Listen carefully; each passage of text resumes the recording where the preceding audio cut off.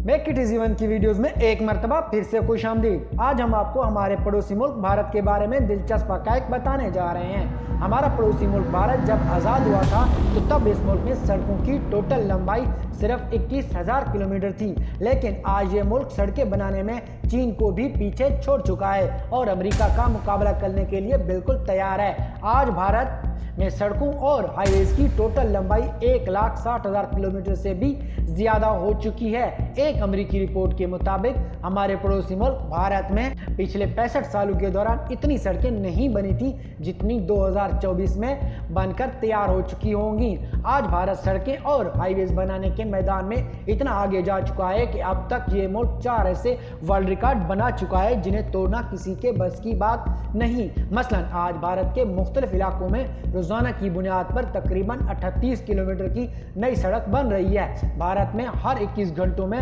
16 kilometre लंबी सड़क मुकम्मल की जा रही है। इस मुल्क में हर 24 घंटे के दौरान 4 लेन वाली 2.5 किलोमीटर सड़क बना ली जाती है। आज भारत में 2, 3 और 4 लेन की सड़क बनाने में 1 किलोमीटर को भी शामिल किया जा रहा है। भारत में नेशनल हाईवेज हर साल 3 गुना तेजी से बढ़ती चली जा रही है। पूरी दुनिया में ये रिकॉर्ड आज तक कोई भी मुल्क नहीं बना पाया। आपको ये सुनकर भी हैरानी होगी कि भारत की सड़कों का ये इनकलाब लाने वाला शख्स एक ऐसा इंसान है जो एक गरीब घराने से निकला और मेहनत करता करता पूरे भारत की आंख का तारा बन चुका है। इसका नाम नितिन जयराम गडकरी है। भारत का शायद ये वो वाहिद सियासतदान है जिसकी तारीफ उसके सियासी मुखालिफ पार्टी के लोग भी करने से नहीं कतराते।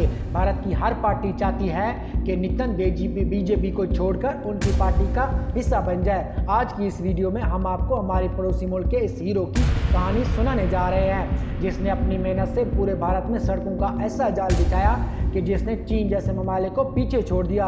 मगर इससे पहले अगर आपने हमारा YouTube चैनल सब्सक्राइब नहीं किया तो सब्सक्राइब कर लीजिए और बेल का आइकन भी दबाएं ताकि आपको हमारे वीडियोस बर वक्त मौसूल हो। मरतबा फिर 1989 में इलेक्शन लड़ा और सिर्फ 31 साल की उम्र में ये सीट जीतने में कामयाब हो गए। इसके बाद अगले 20 साल वो असेंबली के साथ जुड़े रहे। फिर सन 1995 में शिवसेना और बीजेपी ने एक दूसरे के साथ मिलकर इलेक्शन लड़ा और कांग्रेस को हराने में कामयाब हुए। इस जीत के बाद इन दोनों पार्टियों ने महाराष्ट्र में बहुत ज्यादा ताकत हासिल की, जिसके बाद मनोहर जोशी को महाराष्ट्र का मुख्यमंत्री बना दिया गया। कहा जाता है तब ये आरएसएस के बहुत ज्यादा लाडले थे। इन सारे हालात में नितिन 1995 से 1999 तक महाराष्ट्र के मिनिस्टर ऑफ पब्लिक वर्क्स बने रहे। उन्हें नागपुर का सेकंड वजीर आला भी बनाया गया। नितिन की ख्वाहिश थी कि वो एनर्जी मिनिस्टर बने, जिसकी अहम वजह ये थी कि उस वक्त पब्लिक वर्क्स की मिनिस्ट्री करप्शन और 2 नंबरी की वजह से काफ़ी बदनाम थी। उनकी ये ख्वाहिश बहुत जल्द उस वक्त पूरी हो गई कि जब शिवसेना और बीजेपी ने अपनी सियासत को मजबूत करने के लिए मुंबई में 55 नए फ्लाईओवर और मुंबई से पुणे तक एक 6 लेन हाईवे एक्सप्रेस बनाने का ऐलान किया।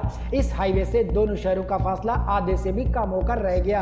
इस प्रोजेक्ट के हवाले से पहले कांग्रेस भी कई मर्तबा बात कर चुकी थी, मगर वो इस प्रोजेक्ट में हाथ डालने से बहुत ज्यादा डरते थे। इस डर की वजह ये थी कि इस प्रोजेक्ट को बनाने में बहुत से लोगों के घर दरमियान में पड़ते थे जिन्हें हटाना जरूरी था और ये काम करने पर कांग्रेस का कोई लीडर तैयार नहीं हो रहा था। शिवसेना और बीजेपी ने ये प्रोजेक्ट शुरू करने का फैसला किया और इस प्रोजेक्ट का करता धरता नितिन को बना दिया गया।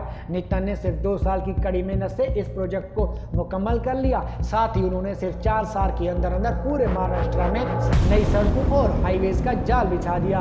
इनकी मेहनत और काम को देखकर शिवसेना के बाला साहब ठाकरे भी हैरान रह गए। इसके बाद 1999 में शिवसेना और बीजेपी इलेक्शन में शिकस्त खा गए। अब हुकूमत और तमाम तर इख्तियारात कांग्रेस के पास चले गए थे। इस दौरान बीजेपी ने गडकरी को महाराष्ट्र का अपोजिशन लीडर बना दिया। नितिन 3 साल 1999 से 1995 तक अपोजिशन लीडर बने रहे। इसी दौरान अटल बिहारी वाजपेयी ने उन्हें इंडिया की इंफ्रास्ट्रक्चर कमेटी का इंचार्ज बना दिया। ये वो वक्त था कि जब नितिन ने वाजपेयी के ड्रीम गोल्डन प्रोजेक्ट और मंत्री ग्राम योजना को लीड किया। फिर नितिन को 2004 में बीजेपी महाराष्ट्र प्रेसिडेंट बना दिया गया।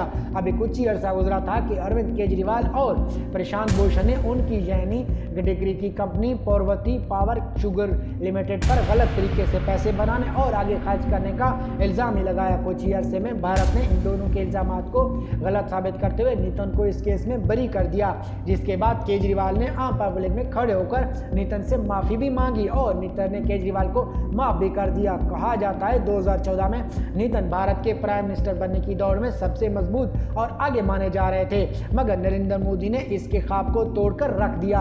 तभी 2014 के लोकसभा इलेक्शन में गडकरी ने नागपुर में भरपूर कामयाबी हासिल की और अपने मुखालिफ को तकरीबन 2,85,000 वोटों की लीड से शिकस्त दी। इतनी बड़ी जीत के बाद नितिन को नरेंद्र मोदी की कैबिनेट मिनिस्टर के लिस्ट में शामिल किया गया।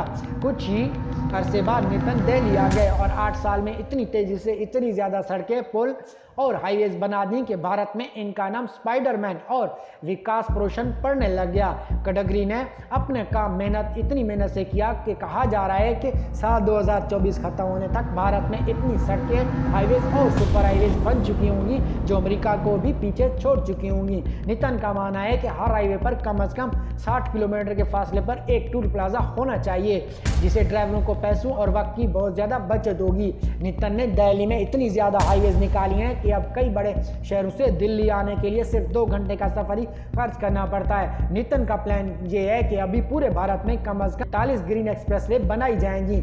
नितिन ने अपना काम मेहनत और ईमानदारी से किया। इसका अंदाजा अब इस बात से लगाए कि पूरे भारत में साल 2013-14 के दौरान नेशनल हाईवेज की लंबाई 91,247 किलोमीटर थी, जो 2021 और 22 में बढ़कर 1,41,345 किलोमीटर तक पहुंच चुकी है। 2014 में एक दिन में 12 किलोमीटर नई सड़क बनती थी, जबकि 2022 में एक दिन के दौरानिया में 38 किलोमीटर नई सड़क बन रही थी।